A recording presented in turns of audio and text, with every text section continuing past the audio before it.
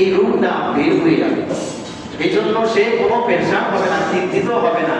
কারণ আল্লাহ রাসূল বলতেছেন, কারণ তার আসল ঠিকানা যখন জান্নাতটা দেখানো হয়েছে, আর পৃথিবী হলো একটি গজবের জায়গা। এই পৃথিবী কোনো শান্তির জায়গা নয়। মানুষ টাকা পয়সা হলে শান্তি হয় না, মানুষের সমস্ত কিছু থাকলেও শান্তি হয় না, কোনো না কোনো অশান্তি থাকে পৃথিবীতে, ঠিক কিনা ভাই? কিন্তু জান্নাত হলো এমন এক জায়গা যেখানে কোনো অশান্তি, কোনো ক্লেশ পাত্র থাকবে না। বলেন সুবহানাল্লাহ। এই জন্য বলছেন, ইয়া আইয়াতুহান নাফসুল মুতমাইন্নাহ ইরজিই, বের হয়ে আসো, রব্বিকি রাদিয়াতান মারদিয়া, তোমার রব তোমার উপর সন্তুষ্ট আছেন, তোমার উপর রাজি আছেন, রবের সন্তুষ্টির দিকে বেরিয়ে আসো। তখন ওই খাঁচা নামক দেহ নামক খাঁচা থেকে ওই বান্দা দ্রুতই তখন বের হয়ে যাবে।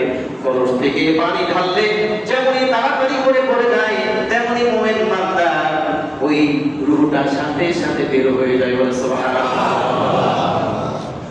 ফাদখুলি ফি ইবাদি ওয়াদখুলি জান্নাতি, যেহেতু তুমি আল্লাহ তাআলার ইবাদতগুলো করেছো, এই জন্য ইবাদতকারী আমলের দলেকারী বান্দাদের মধ্যে তোমাকে অন্তর্ভুক্ত করা হয়েছে। সুবহানাল্লাহ বলে। অর্থাৎ নবী রাসূলগণ, আল্লাহ ওয়ালাগণ, আলেম ওলামা, পীর বুজুর্গগণ যারা নাকি এই আল্লাহর পথে দুনিয়া ছেড়ে চলে গিয়েছেন, তাদের সাথে তোমরা সেই জায়গায় তুমি যাবে। কেন? ফাদখুলি ফি ইবাদি, এই ইবাদতকারী যেমন তারা গিয়েছেন, তুমিও সেই ইবাদত করার কারণে তোমরা তাদের সাথী বন্ধু হয়ে যাচ্ছ। বলেন সুবহানাল্লাহ। তাহলে সেই জান্নাতে আমরা যেতে চাই কিনা? ফাদখুলি ফি ইবাদি ওয়াদখুলি জান্নাতি। এভাবে মুমিন বান্দার সামনে শত শত ফেরেশতা দাঁড়িয়ে যাবে, লাইন ধরে এমন সুগন্ধযুক্ত রুমাল নিয়ে আসবে, সুগন্ধ চতুর্দিকে ঘ্রাণ ছড়িয়ে পড়বে। আর ফেরেশতাদের চেহারা এত সুন্দর হবে, যখন নাকি জানতেন এই কবজটাকে থেকে রুমালের মধ্যে রাখবে, ফেরেশতারা তখন তাকে নিয়ে আকাশের দিকে উঠতে থাকবে। কোন দিকে উঠবে? আর সকল ফেরেশতারা তখন জিজ্ঞেস করবে, এই বান্দাকে তার পরিচয় কি, তার বাবার নাম কি, তার মায়ের নাম কি? সুবহানাল্লাহ। একটু জোরে বলেন। এরকম বান্দা হতে চাই কিনা? গার্ড অফ অনার দিলে একজন প্রেসিডেন্টকে কতজন দেয় গার্ড অফ অনার? আর আপনার মুমিন বান্দার জন্য আয় পৃথিবী থেকে নিয়ে আকাশ পর্যন্ত যত ফেরেশতা আছেন সব ফেরেশতা তাকে সালাম দিবে এবং বলবে, আল্লাহ তাআলার নেক বান্দা, তার উপর আল্লাহ তাআলার রহমত বর্ষণ হতে থাক। বলে সুবহানাল্লাহ। এভাবে করে যখন তাকে পূর্বাস্থানে নিয়ে যাওয়া হবে, ফেরেশতারা তাকে দরজা খুলবে না, আটকিয়ে রাখবে। তখন বলা হবে, আল্লাহর বান্দা, এটা হলো অমুক ব্যক্তি, অমুক, তার জন্মগত যখন আল্লাহ রাব্বুল আলামিন পাঠিয়েছেন মুমিন বান্দা, তখন দরজাটা খুলে দেওয়া হবে। আল্লাহ রাব্বুল আলামিনের কাছে প্রথম দরজা, দ্বিতীয় দরজায় করে করে সাত আসমান পার হয়ে আল্লাহ রাব্বুল আলামিনের কাছে ওই মুমিন বান্দার রূহটাকে সেখানে নেওয়া হবে। কি নেওয়া হবে? রূহটা। বলে কি নেওয়া হবে? মৃত্যুর সময় দুটি অবস্থা আছে, এটা আমি পরে বলি, তাহলে আবার মিলে যাবে।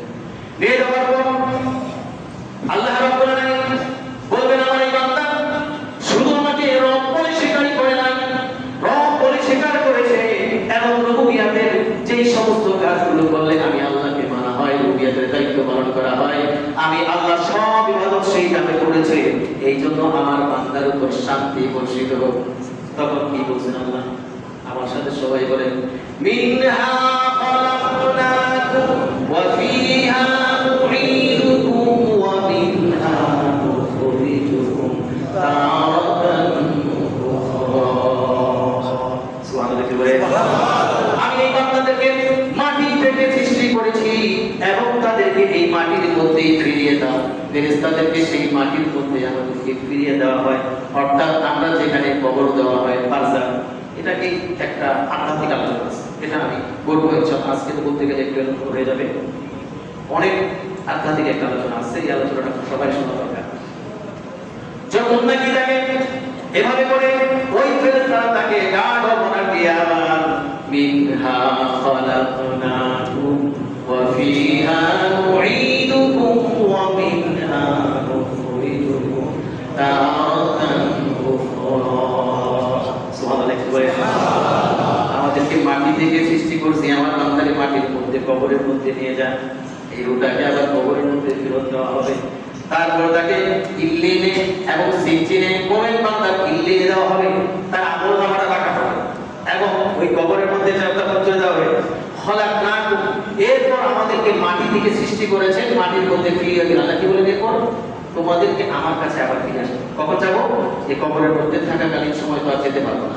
যখন আল্লাহ তাআলা কিয়ামত সংঘটিত করবে তখন আবার আল্লাহ তাআলার কাছে আমরা আফালা ইয়ালামু ইযা বু'সিরা মা ফিল কুবুর। তারা কি চিন্তা ভাবনা করে দেখে না আমি কি তাদেরকে আবার কবর থেকে উত্তোলন করবো না? কে বলতেছেন? আল্লাহ তাআলা বলেছেন। তাহলে মুমিন বান্দাকে এই যে এখানে নিয়ে আসলেন। এবার একটি কথা পরিধানযোগ্য।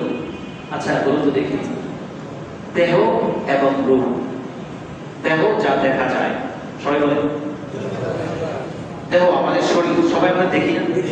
এর অপারেশন করলে এর মধ্যে যা কিছু শরীরে আছে প্রত্যেকটা অনুজীব তার সবটা এখানে ডাক্তার ইচ্ছা করে সবটা খুলে খুলে দেখতে পারবে না? ভাই কথা বলেন না কেন? চিকিৎসা আপনাকে হসপিটালে আপনাকে অপারেশন করে শরীরের প্রত্যেকটা জিনিস আপনাকে অপারেশন করে তারা বের করে বলতে হবে এটা এই জিনিস, এটা এই জিনিস, এটা এই জিনিস, এটা এই জিনিস, হাজারো জিনিস আছে আছে না ভাই শরীরে? কিন্তু আমাদের যে রূহ আছে ডাক্তাররা দেখতে পায়, দেখতে পায়, দেখতে পায়। তাহলে মৃত্যুর সময় দুটি অবস্থা। একটি অবস্থা যা আমরা করি, যেমন একটি মানুষ মারা যায় তাকে আমরা কি করি? কালেমা পড়াই, আলেম ওলামার সাথে গিয়েছি, কোরআন তেলাওয়াত করি, এটা আমরা করি। আর এরপর যখন সে মৃত্যুবরণ করল, দুনিয়া ছেড়ে চলে গেল, তখন তার জানাজার জন্য এই যে আমরা বলি ইন্না লিল্লাহি ওয়া ইন্না ইলাইহি রাজিউন, নিশ্চয়ই আমরা আল্লাহর জন্য, আমাদেরকে তার কাছেই ফিরে যেতে হবে। যদি কর্মটা আমার আল্লাহর জন্য হয় তাহলে আর তার কাছে ফিরে যেতে আমাদের কোনো চিন্তা নাই এবং কোনো ভয়ও নাই। এটা তো আল্লাহ তাআলা কোরআনের আয়াতেই বলেছেন একটু আগে। এবার একটু চিন্তা করেন, একটা বস্তুর তৈরি, সেই কাজ হয় বস্তুর মানুষ। আর রূহ যা দেখা যায় সেই কাজটা কে করে? আল্লাহ তো করে। আল্লাহকে আমরা দেখি, আল্লাহ কার মাধ্যমে করে? ফেরেশতারা দেখি না, যা দেখা যায় না। যেমন আমরা চিন্তা করি, দেখা যায়? সবাই তো বলে নাই। আমরা যে চিন্তা করি দেখা যায়? দেখা যায় না। আমরা যে ভালোবাসি এটাকে বোঝানো যায় কাউকে? আমরা যে রাগ করি, ভিতরে রাগ, এটাকে দেখানো যায়? আমরা যে অনুভূতি ভিতরে সৃষ্টি হয় এটাকে দেখানো যায়? তাহলে রাগ, হিংসা, ক্রোধ, ভালোবাসা এইগুলো দেখানো যায় না। তেমনই একটা উদাহরণ দিই, আমরা স্বপ্নে দেখি না? স্বপ্নে দেখি কিনা? স্বপ্নে যখন আমরা ঘুমাই, ঘুমানোর সময় কি বলি?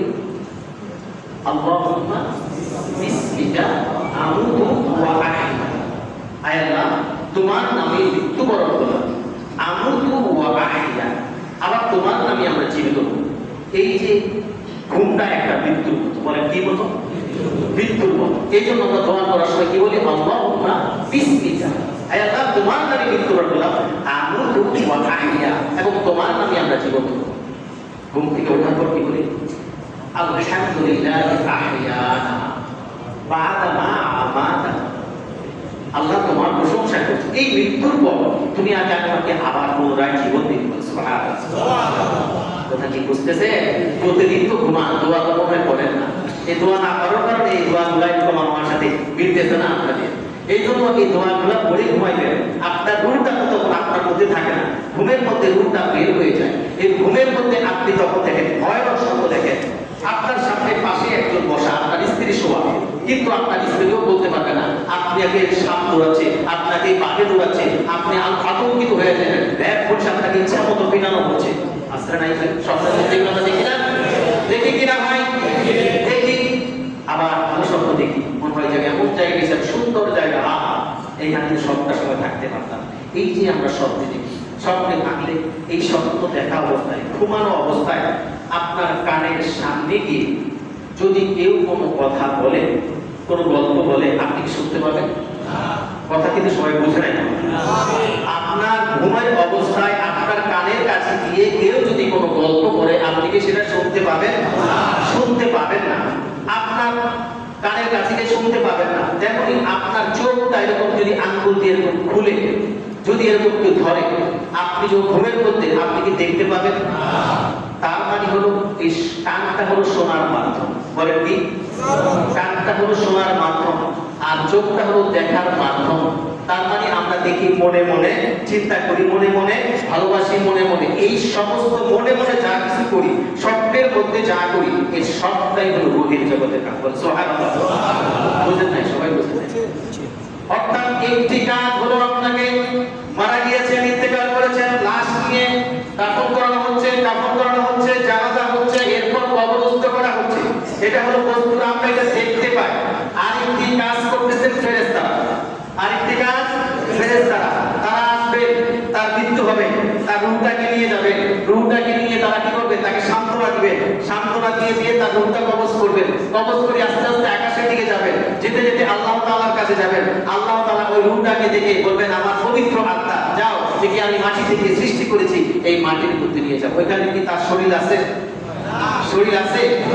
তাহলে দেহ ও রূহের বিচ্ছেদ। আমি প্রথম পর্বে বলেছিলাম যে মৃত্যু হচ্ছে দেহ ও রূহের বিচ্ছেদ। সবাই বলেন কি?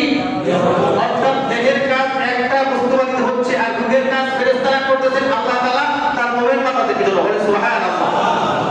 তাহলে দুটি কাজ হচ্ছে, এই দুটি কাজ কিন্তু একই সময় চলছে, নাকি আলাদা সময়? একই সময় চলছে। আমরা দেখতে পাই রূহের জগতের যে কাজটা চলতে দেখতে পাই, ফেরেশতাদেরকে দেখতে পাই, দেখতে পাই না। তেমনি এই যে কবরে যাবে ইনশাআল্লাহ, আজকে যতটুকু বলা যাবে, আগামী সপ্তাহে আমরা একটু আগে আগে আসবেন ইনশাআল্লাহ, পরবর্তী আলোচনা আমরা করবো ইনশাআল্লাহ। আল্লাহ তাআলা আমাদেরকে মৃত্যুর পূর্বে মৃত্যুর জন্য প্রস্তুতি গ্রহণ করার তৌফিক দান করুন।